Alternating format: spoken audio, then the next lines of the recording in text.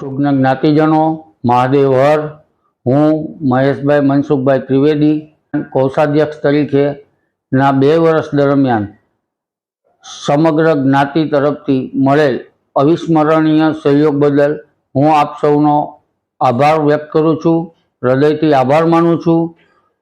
આપણી જ્ઞાતિના 38મા અધિવેશન સામાન્ય સભા તારીખ 23/5/2026 શનિવાર તેમજ તારીખ 24/5/26 રવિવારના દિવસે પધારવા હું આપ સૌને હાર્દિક આમંત્રણ આપું છું, હૃદયપૂર્વક આમંત્રણ આપું છું।